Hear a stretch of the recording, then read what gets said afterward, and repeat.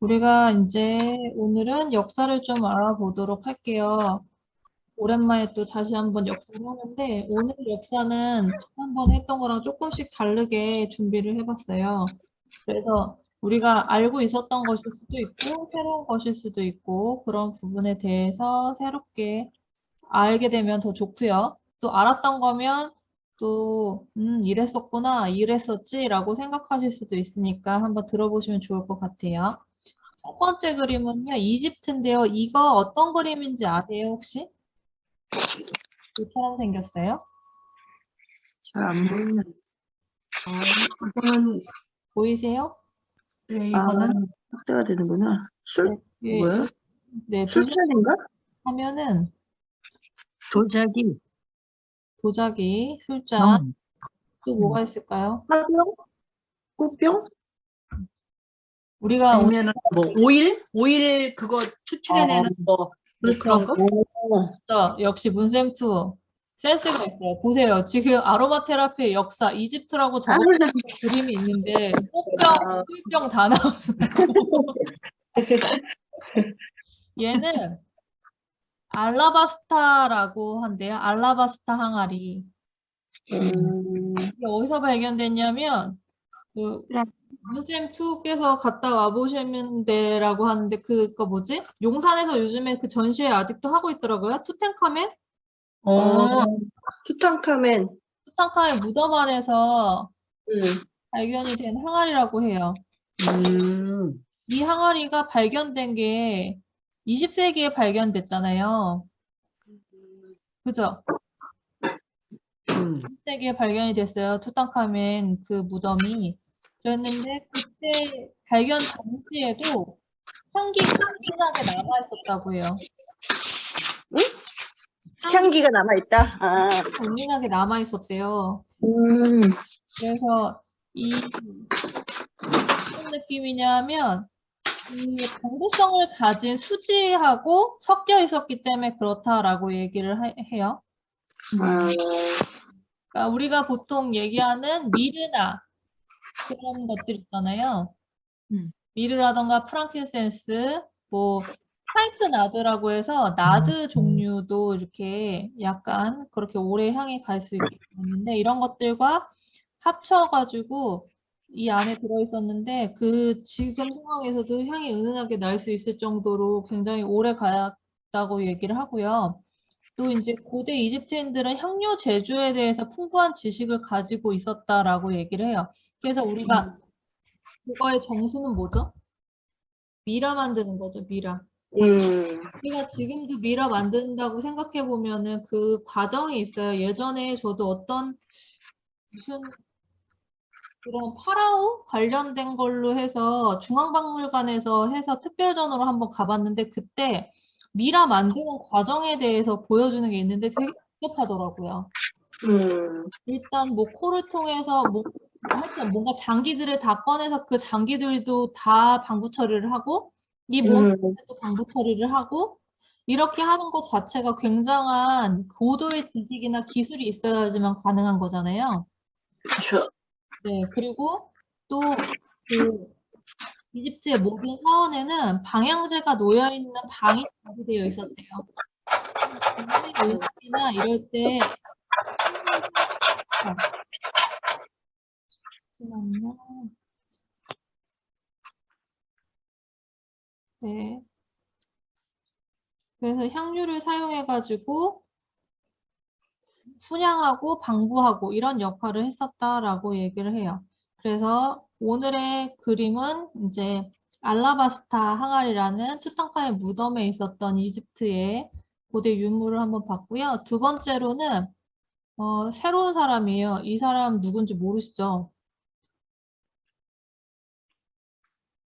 제가 다 음소거해서 안 되나? 네. 네. 이 사람 플라톤보다는 젊은 것 같아. 그렇게 생겼죠? 그 헤어스타일 비슷하다.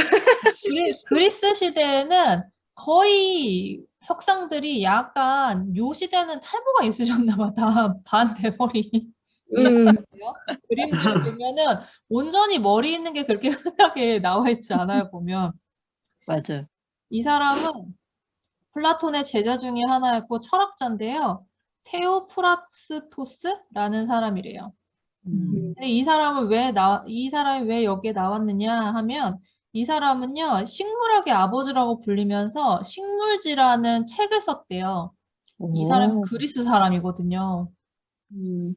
그 식물학에 관련된 것도 굉장히 오래전부터 그 책으로 저서로 나왔었다라고 볼 수 있는데 이 테오프라스토스는 육계, 카다몬, 화바카 이게 뭐냐면 육계는 시나몬이라고 돼 있고 그 다음에 카다몬 우리가 봤었잖아요. 그 생강가에서 있는 거. 그 다음에 화바카는 오레가노라고 써 있는데 이런 것들을 열거를 했대요. 그 식물지에. 그리고 또 정유를 추출하는 방법을 이때도 고안해 내가지고 장미, 백합, 수서나 히아신스의 원료 등을 사용해가지고 조합한 향수도 제조했다고 알려져 있대요. 좀 신선하죠? 그리고 그리스 시대에는요, 그 방향제 오일하고 연고를 이용을 굉장히 많이 해서 향료 이렇게 우리가 보통 그냥 향으로 맡는 거 말고도 미용하고 의료 목적으로도 그리스인들이 굉장히 많이 썼고 그 10세기 호메로스 들어보셨어요? 호메로스? 호메로스 씨. 메로스, 일리아스 뭐 이런 거 일리아드와 오디세이. 쓴 사람인데 그 사람도 시에서 이 향을 굉장히 자주 언급했다고 얘기를 하더라고요. 그리스 사람들은 그 향을요, 신에게 바치기 위해서도 쓰고, 요리를 하기 위해서도 쓰고, 뭐, 의학적인 목적으로도 쓰고, 뭐, 이렇게 다양하게 사용을 했고, 보통 이 향료 소비가 너무 많아질 거 아니에요. 이렇게 보면 뭐 요리든 뭐, 온갖 곳에 다 쓰이잖아요. 그래가지고 한때는 아테네에서 향료 수입을 금지하고, 금지한 적도 있었대요. 너무 많이 사요. 옛날에 조선에서 그런 거 있었잖아요. 가채가 유행했던 거 기억하세요? 가채, 머리, 너무 높은 무렵에 왕비들이나 궁녀들이 이렇게 가채머리. 네, 그렇죠. 가채머리 했는데 그게 일반 대중으로 그 양반 사이에서 나가서 너무 가채가 무거우니까 며느리가 인사 와가지고 그 가채에 눌려서 죽었다 뭐 이런 것들. 그래서 정조시대인가 영조시대에는 그걸 가채를 금지하는 그런 일시적으로 금지하는 게 있었다고 하더라고요. 그래서 아테네에서도 침묵으로 아테네 도시 안에서 너무 많으니까 일시적으로 금지하는 거. 그리고 너무 과하면은 왜 옛날에 금주령도 있었잖아요. 맞죠. 그런 것처럼 금향령이 있었다고 보시면 돼요. 향을 너무 많이 썼기 때문에 그렇다라고 하고 그리스 사람들도 굉장히 다양하게 많이 썼다라는 것을 알 수 있습니다. 세 번째로는요, 로마인데요. 이 로마 이 그림 보이시나요? 네. 이 그림은요, 어떤 거냐면 카라칼라 욕장이라고 얘기를 해요. 카라칼라 욕장. 카라칼라. 카라칼라 욕장이라고 하는데, 그러니까 목욕탕인데 보통 대욕장? 뭐 목욕탕. 맞아, 로마의 욕탕. 그리고 카라칼라 욕장인데 이게 지금 보시는 거는 복원도래요. 아, 옛날에 이랬었구나 라는 거를 15세기쯤에 복원을 한 그림이래요. 그래서 맨 밑에 보면은 지금 사람이 굉장히 조그맣죠. 그리고 위에 돼 있는데 이 복원도를 보고서는 필라델피아의 그 지하철이 약간 이런 느낌으로 돼 있대요. 그래서 이 카라칼라 욕장에서는요, 이 주석지에서 뭐가 나왔냐면, 사프란, 창포, 개수나무 등 향료가 사용된 기록이 발견이 되고 있다고 하더라고요. 그래서 로마 같은 경우는 향을 어디서 많이 수입했냐면 동쪽에서 많이 수입했어요. 그러니까 아라비아 쪽이라던가 이런 동쪽, 그 유럽의 동쪽에서 많이 수입을 해가지고 종류도 되게 많고 이제 다양한 향들이 소비가 되었대요. 맞아. 실크로드를 통해서. 라고 얘기도 하고. 그래서 이런 로마 목욕탕 같은 경우에는 향유랑 향고를 도포하고 향유 마사지가 이루어졌다라고 해서 요즘에 이제 아로마 테라피 마사지 뭐 이렇게 얘기하는 그런 스타일이 이 로마 시대 때부터 전해지고 있다라고 볼 수 있어요. 그러니까 굉장히 그런 거 보면 한국도 그렇잖아요. 한국도 맞네요. 창포에다 머리 감았잖아요. 그렇죠. 전에. 맞아요. 맞아요. 그렇게 할 때 다 이유가 있었죠. 머리가 뭔가 그죠? 신실하고. 그래서 이 카라칼라 욕장 같은 경우는 아까에도 그 목욕탕 문화에 대해서 얘기를 했지만 굉장히 사교의 장이잖아요. 네. 왕부터 해가지고 많은 사람들이 여기서 많은 네트워크를 요즘으로 말하면 골프 치는 것 같은 거예요. 사교장이야. 맞아. 사교의 장이라고 볼 수 있어요. 여기서 모든 걸 다 하는 거죠. 뭐 밥도 먹고 얘기도 하고 또 사우나도 했다가 또 왔다 갔다 하고 만나고 이렇게 했다라는 것을 알 수 있습니다. 로마가 남자들만 갈 수 있다. 남자들만 가능했다고요. 맞아요. 남자들만 가능했어요. 의 장이기 때문에 이렇게 가능했다고 볼 수 있습니다. 이제 십자군에 대해서 좀 얘기를 해볼 건데요. 십자군 얘기는 잘 안 했잖아요. 네. 십자군을 통해 가지고 그 아라비아 쪽에 있었던 많은 물건들, 그 다음에 많은 가짓수들이 다 유럽으로 전파됐다는 얘기가 있어요. 그래서 이 십자군 전쟁은 10에서 13세기에 계속 이 4세기에 거쳐가지고 전쟁을 일으킨 거잖아요. 그래서 로마가 멸망하면서 중세로 넘어오는 요때 카톨릭 교회에서 중세 시대에 어떻게 했냐면 향은 관능적이고 신학적인 영향을 미친다라고 해가지고 부정적인 비판이 돼버렸어요. 그러면서 그 향도 비밀적으로만 쓸 수 있게 되는 거죠. 십자군이 십자군 전쟁을 일으켰을 때 이제 이유가 뭐였죠? 십자군 전쟁이 예루살렘 탈환.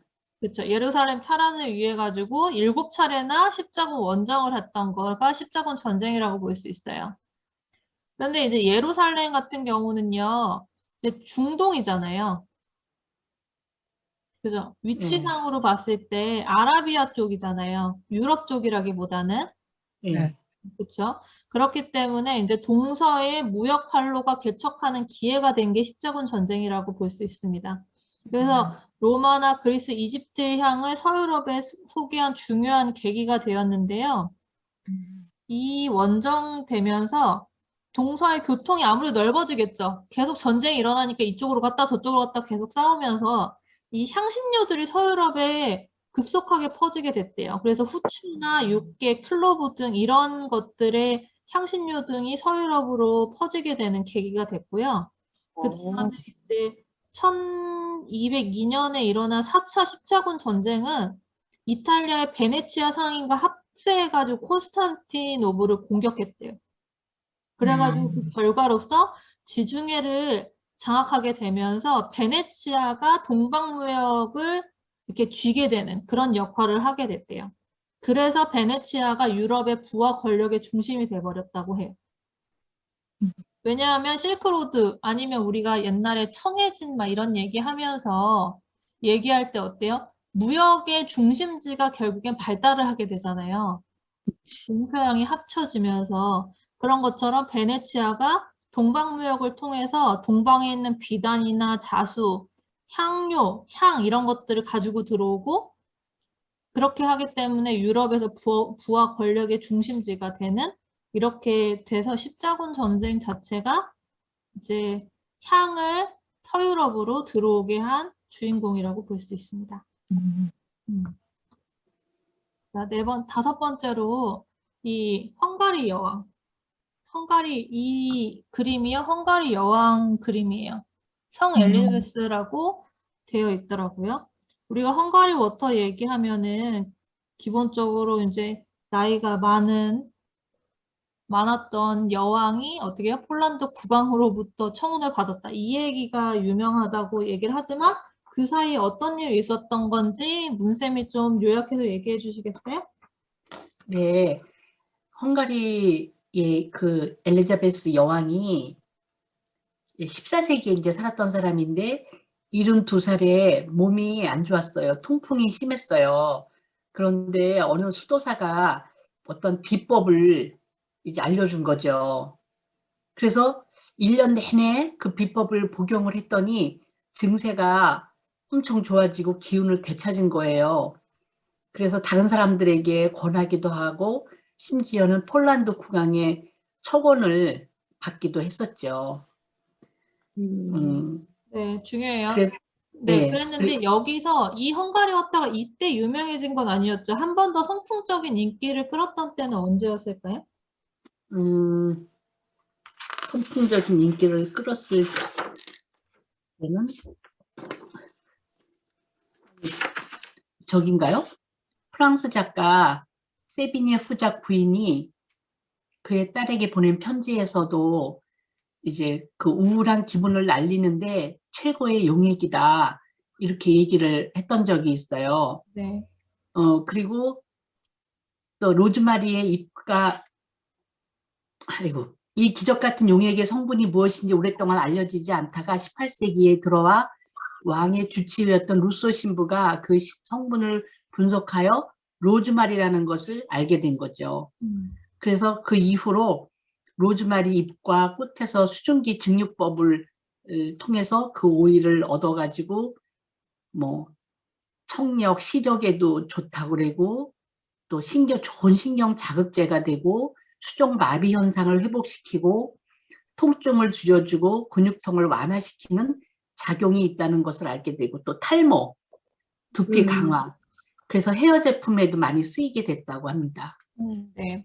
그러면 13세기 이제 14세기라고 얘기하잖아요. 이제 이 지금 헝가리 엘리자베스 여왕 때는 이 왕이 쓴 거잖아요. 해봤자 뭐 많이 해봤자 주변 귀족 정도겠지만 이제 여왕이 썼으니까 아무래도 이제 그러면 루이 14세가 썼을 때가 한 주가를 17세기. 올릴 때예요? 네네. 17세기가 이제 루이 14세 왕이 이제 이걸로도 또 도움을 받았다라고 알려져 있어요. 그래서 그때부터 다시 선풍적으로 인기를 얻게 된 거는 17세기라고 볼 수 있어요. 그래서 우리가 헝가리 워터라고 얘기를 하잖아요. 이거는 우리가 로즈마리를 증류를 하고 나면 로즈마리 오일이 나오고 그 밑에 부산물로 물이 나오잖아요. 네. 우린물이라고 보통 우리가 얘기할 수 있죠.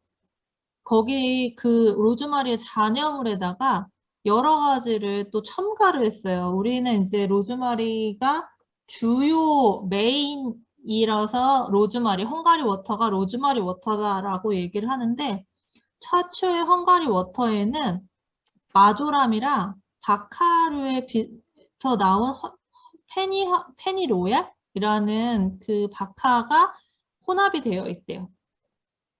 그리고 17세기가 넘어오면서부터는 거기다가 레몬이랑 라벤더 같은 것들이 조금 더 붙여졌다고 하더라고요.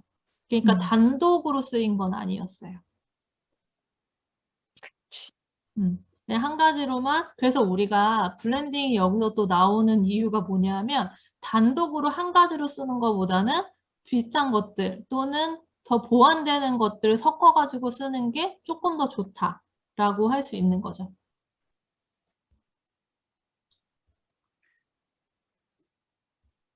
그래서 우리가 오늘 요 5가지에 대한 얘기를 해봤어요.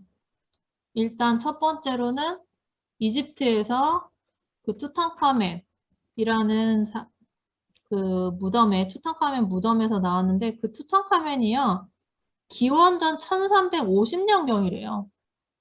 그러니까 기원전 1300년이고 기원 후 지금 22년이면 거의 4000년 가까이 되어온 이 시기에도 향이 남아있다는 게 굉장히 놀라울 수 있죠. 두 번째로는 테오프라스토스라는 철학자가 식물지라는 걸 쓰면서 여러 가지를 이제 조합을 했다. 향을 조합해서 썼다라는 걸 알게 됐고요. 그다음에 로마의 카라칼라 욕장에서도 다양한 것들이 있고 그 유적지에서 그런 잔재물들이 나오고 있다. 유적지에서 그런 것들이 발굴되고 있다는 거예요. 그리고 네 번째로는 십자군 전쟁을 통해 가지고 동서양에 있던 향들이 섞이게 되었다. 그리고 동양에 있는 그런 향료들도 서유럽으로 가져오게 되는 계기가 됐고 그 이후로 향신료들을 위해서 또 이제 뭔가 재배를 하지 않고서는 이것들을 발견하니까 향신료 또 전쟁이 나기도 하고 후추가 금보다 더 비싼 그런 상황까지도 벌어지게 됐죠. 그리고 마지막으로 오늘 한 거는 헝가리 여왕. 헝가리 여왕이 다양하게 헝가리 워터를 사용했고 그게 17세기에 한 번 더 이제 유행을 타고 그 다음부터 이제 연속적으로 사용되었다라는 것을 알게 되었습니다.